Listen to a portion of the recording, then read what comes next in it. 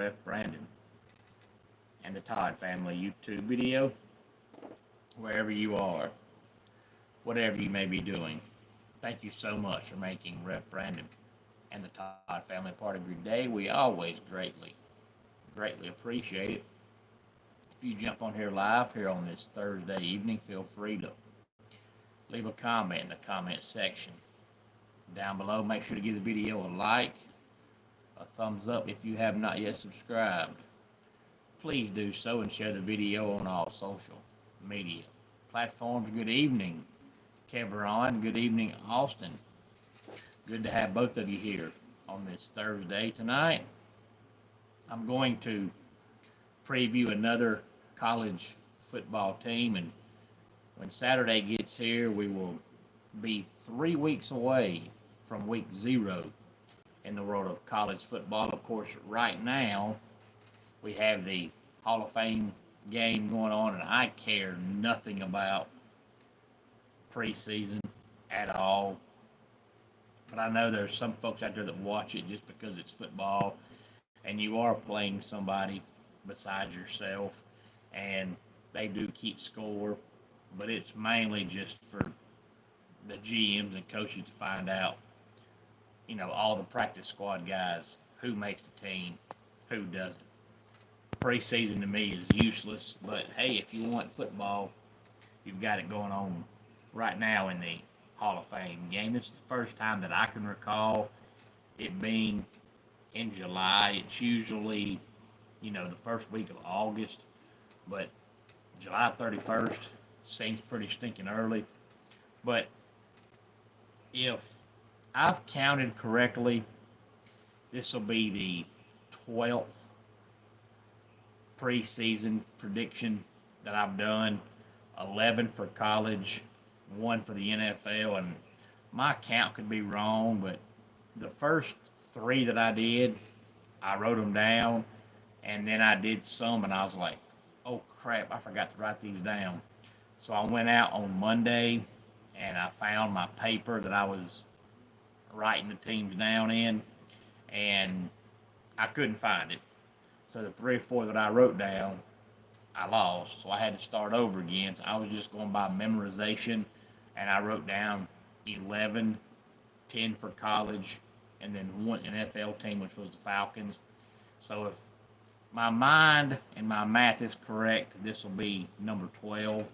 I'm going to try to get to 20 by the time the season starts, and with it being 3 weeks away, if I get to 20, that's 8.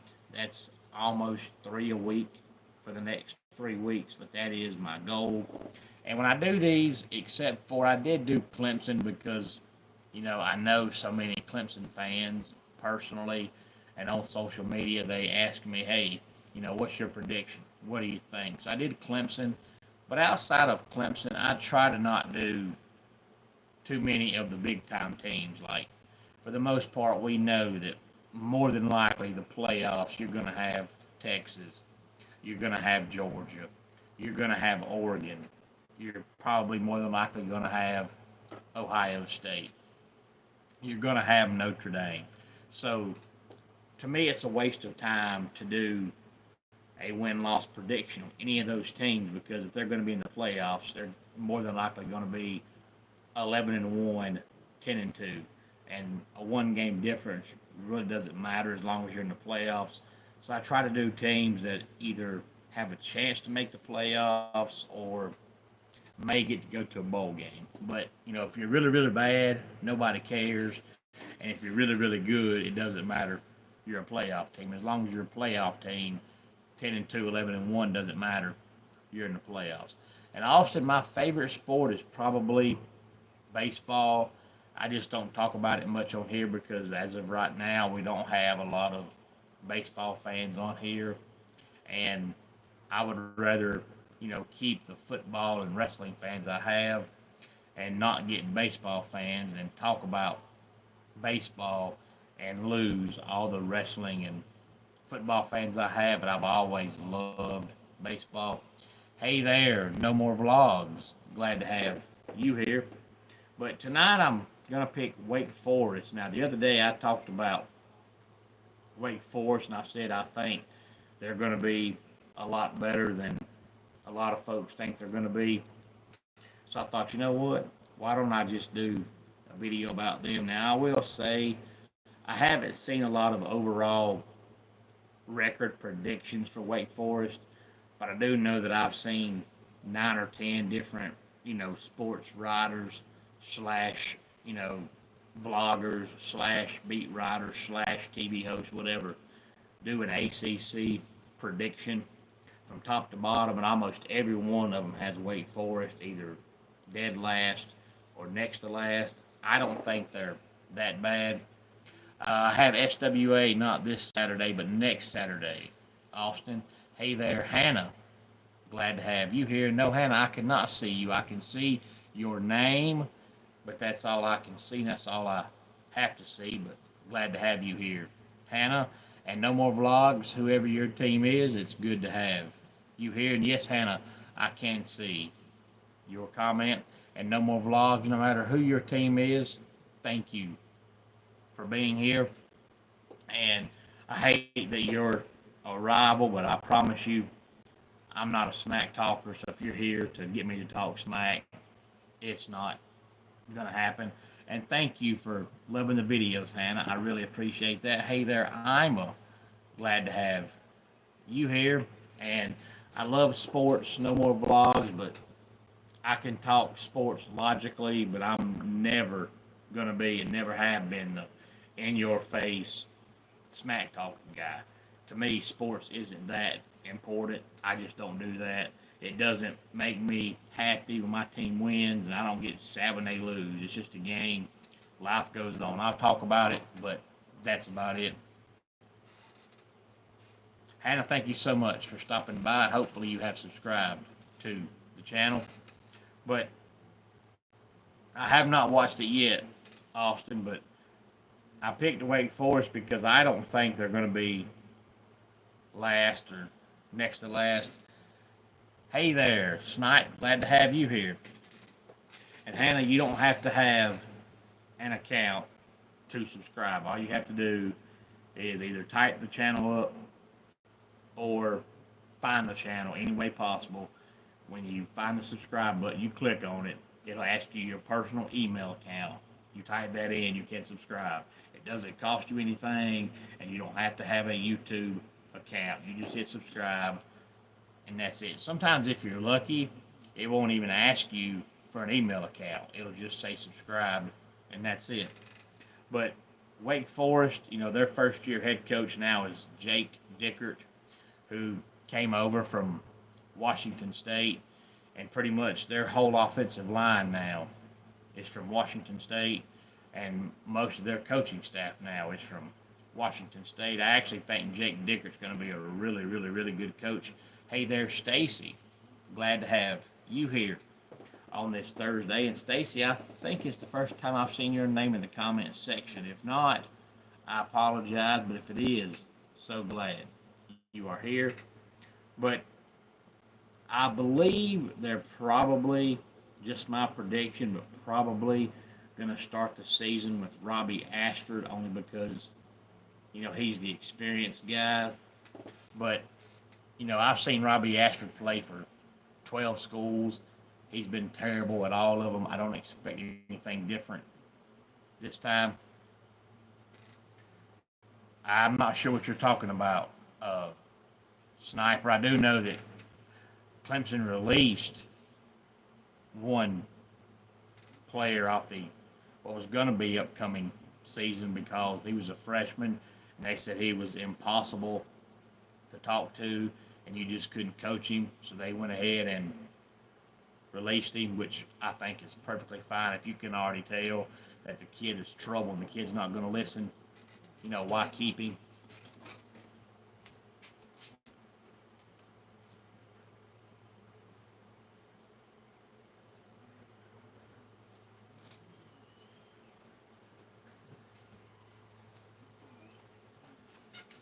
So I totally understood that. But if you're talking about the high school thing, I'm, not really up to date as much as not really worrying about it because people can change between high school and college. But Wake Forest opens up with Kennesaw State on August 29th, and then they play Western Carolina on September the 6th. And then they play NC State on Thursday night, September the 11th. And then they have their first bye week of the season. And I'm going to assume your name is Trash. Glad to have you here. But, they got those two non-conference games with Kennesaw State and, Western Carolina. And I think both of those should be pretty easy wins. Kennesaw State is not any good, and Western Carolina is awful. Not many folks know that probably about, a decade or so ago, Western Carolina was so bad that they moved their halftime show to the postgame show because they're one of those schools that has a tremendous band, and their band's really good, always has been up at Western Carolina. So since their football team was so bad, they had a lot of fans that would come to the game for the halftime show, and then when the halftime show was over, they got up and left. So by the time the second half started, the stadium was over half empty because of the fact people came to watch the halftime show. So they moved the halftime show to after the game so that if you came to watch the halftime show, you had to stay the whole game. And if you didn't come to the third or fourth quarter waiting for that, you still had to pay full price. That's how bad their football team was a decade or so ago. They've gotten a little better, but not much. But, no more vlogs. Western Carolina's so bad, they're hard to hate because they're not good. But, that part of North Carolina is a beautiful area, and they're pretty good at baseball, but their football team is just hideous. After their first bye week, they have Georgia Tech on September 27th. Yeah, I said Carolina because I was talking about Western Carolina. And then they have Virginia Tech on October 4th, so back-to-back Techs. And then they have Oregon State on October the 11th, and then they have their second bye week of the season. Then they wrap up the month of October on October 25th against SMU. And then open up November on the 1st against Florida State. Then they play Virginia on November the 8th. Then they play North Carolina on November the 15th. And then they play their fourth and final non-conference game against Delaware on November 22nd. And then they wrap up the regular season Thanksgiving weekend on the 29th against Duke. Now, I mentioned earlier that I think Robbie Ashford will start the season as the quarterback, and I do. But I think that Deshaun Purdy, spelled differently than Brock Purdy, will eventually be the quarterback. Now, I've seen Robbie Ashford, and everywhere he's gone, he's been terrible. I don't expect anything different, but I do think he'll start the season because he's the more experienced guy of the two. I mean, Robbie Ashford's been in college since 1975, so he's definitely the more experienced of the two. Hey there, Tomato Soup. Glad to have you here. But I think Deshaun Purdy transferring in from Charlotte will probably be the starter by week 3 or week 4.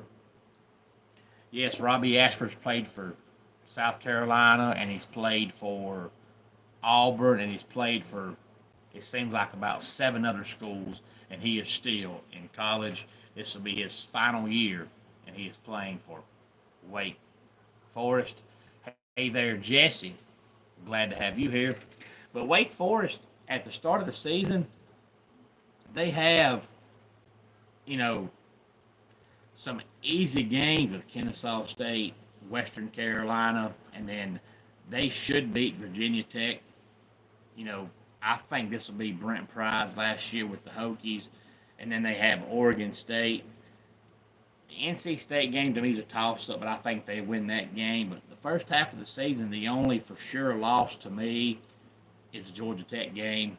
They're not beating them. But then the second half of the season, you have SMU and Florida State and North Carolina and Duke. So, you know, if you're Wake Forest, if you want to get to a bowl game, you better get there by mid-October, because if it gets to be mid-October and you've only got a couple of wins and you still got to play SMU and Florida State and North Carolina and Duke, you're not getting the 6 wins.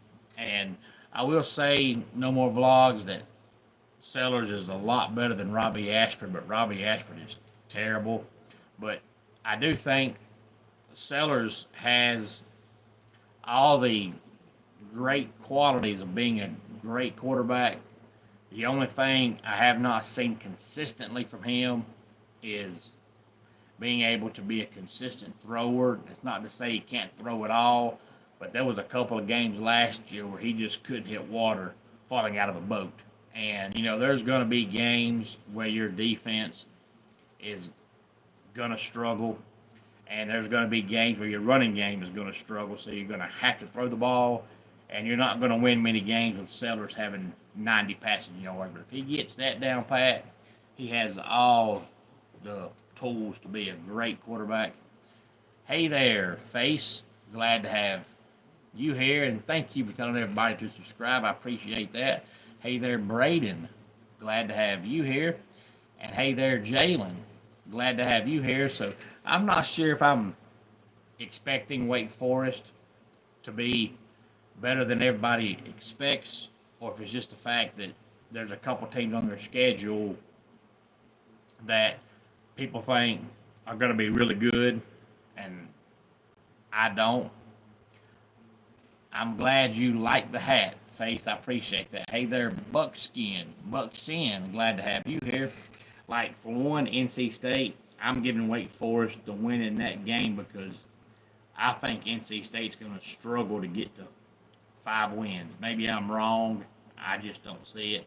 So I'm giving the Deacs a win in that one. And then there's also some folks that think Virginia improves a lot this year because they got a new quarterback. I just don't see it. You know, I don't understand why Tony Elliott was so good for so many years at Clemson, and he goes to Virginia, and they have so many games where they struggle to get to 21. And this day and time, the way football is, you just don't win many games by scoring 21. So I'm going to give Wake Forest 3 wins in the ACC. I say they beat NC State, they beat Virginia Tech, and they beat Virginia. But I've got them winning all 4 of their non-conference games, and really, truly, 3 of the 4 should be pretty easy. Delaware, Kennesaw State, and Western Carolina should be cakewalks. The only one that should be competitive is Oregon State. And Oregon State's good. We just got to remember right now, they don't have a conference. So they're having to play anybody and everybody to play a 12-game season. But Oregon State's decent, but the other 3 games shouldn't be a problem. And I'm glad you like the basketball in the background there, Face. I really appreciate that. Hope you like the football in the background as well. I've actually got some more balls under the cover behind me, so hopefully you like the setup. I appreciate that. But as I always say, who they beat and who they lose to really don't matter, as long as the overall prediction is pretty accurate, because it's hard to pick 12-game seasons and get every single game right. That's not going to happen. But if I say 7-5, but they lose to Florida State, which I've got right, but then they also beat North Carolina, which I have them losing that game, but they lose to Virginia, it doesn't matter. It's still 7-5. I used to go to games, Braden, but for one, I always said if tickets ever got past $60, I would stop going. But for 2, I've been an independent professional wrestling referee for 18 years now. So usually on Saturdays, I'm pretty booked up with wrestling shows, and I'm not going to buy a ticket to a game, and then when it comes time for the game, I've got to show somewhere, and then I've got to lose the money, and I don't want to take that chance because I might say, hey, this Saturday I'm free. I'm buying a ticket. I buy the ticket, and then the week of the game, somebody on Facebook messages me, hey, I need you this Saturday. Can you come ref? Because I'm not going to say no, I'm going to go. So I have not been to a game since 2010, I believe was the last time I went.